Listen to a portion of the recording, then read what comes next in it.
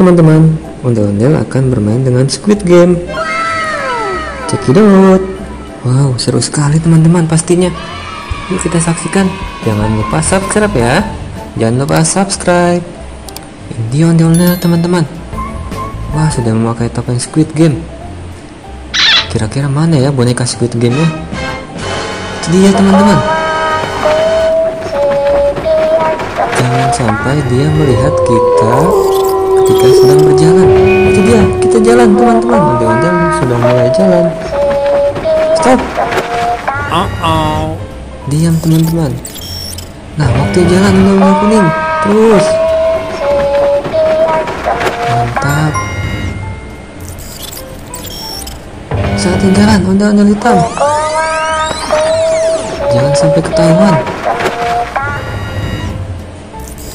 Nanti kalau ketahuan dia lempar bola. Waktunya jalan ondel-ondel biru.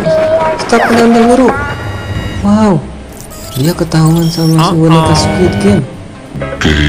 Ya, dilempar bola. Tinggal sisa 2 teman-teman. Ondel kuning jalan. Stop.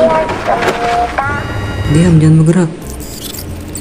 Selanjutnya ondel-ondel hitam jalan cepat. Ya, bagus sekali. Selanjutnya ondel-ondel kuning. Ya, hebat sekali. Jangan sampai kelihatan. Nanti bisa ditangkap, dilempar bola. Oke, berhasil. Ondel sudah melewati Squid Game.